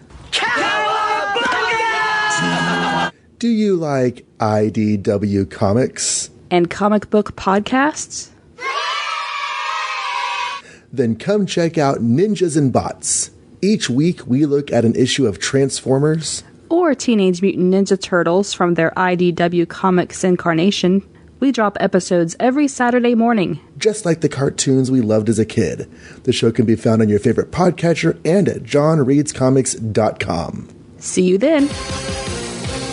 On the Simplistic Reviews podcast, we talk movies. We talk TV. We talk. Hello, Julie, what the heck are you doing? Trying to make our spots sound more exciting by adding explosions. Yeah, I'm pretty sure you could have got the point across with sound effects, not the real thing. Car. Download the show on iTunes or at simplisticreviews.blogspot.com. I'm sure your insurance company will cover that. No, they won't. No, they probably won't. Show's over, Synergy. We now return to the Transformers. All right, folks, we are back here on part 2 of the Top 100 Animated Series nominees. Any final thoughts, OptimusSolo? I just am intrigued to see if it goes up or down from the last time. I'm with Steve. I think it'll go down. I don't know if it'll go down from 29 to 20, but I could see it somewhere maybe in the middle or close to 20, I guess. But I'm intrigued. I'm intrigued to see because I think some of these are definitely going to feel the crunch, the number crunch when it comes down to people trying to make their last. They're going to get to like the 90th spot in their countdown, and there's only going to be 10 spots left, and it's going to be like what I did the original time where I have like 30. I'm trying to crunch into 10 spots, and the math just doesn't work that way. So it'll be interesting to see which ones get booted out and which ones make the cut for people. Yep. You said number crunch. All I heard in my head was Nestle Crunch. I need chocolate, damn it. All right, Steve, any final thoughts? Just be interested to see how people enjoy what this list is and to see what actually shows up on the new Top 100 Animated Series Countdown. 2026 edition coming soon. 15-year edition. Well, yes, that too. All right, folks. As always, we want to thank you for joining us here on GeekCast Radio. If you'd like to get in contact with us, leave feedback for the show, there are several ways to do so. Visit the website, geekcastradio.com, where you can listen to and comment on all of our content. Plus, we have a brand new store, shop.geekcastradio.com. Buy the merch. Send email to feedback@geekcastradio.com. You can check us out on all the podcatching clients you choose to use. You can find us on Twitter at GeekCast Radio. I am at TFG1Mike. Steve, what's your Twitter? At SCP21. What's yours, you person, you? At Can't say your name because it's your Solo. Can't say your name because it's your name. You can also become a fan on Facebook. Go to facebook.com/GeekCast Radio Network. You can also check out Tooncast, all tunes all the time over there as well. Next episode is part 3. The top 100 animated series 1990s nominees will be revealed. For now, I am TFG1Mike with Steve Megatron and OptimusSolo. Thank you for listening. Until next time. Oh yeah, unleash the geek in you. Hey, excuse me, princess. It's a pity you Autobots die so easily, or I might have a sense of satisfaction now. You got the touch! You got the... Arise, Rodimus Prime. Optimus.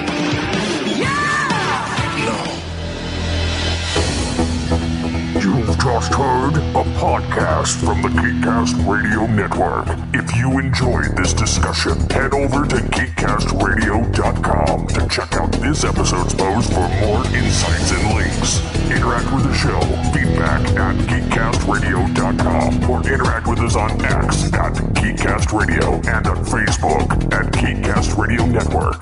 Don't forget to subscribe to the GeekCast Radio Network of podcasts on your favorite podcatcher. So until next time, unleash the geek in you.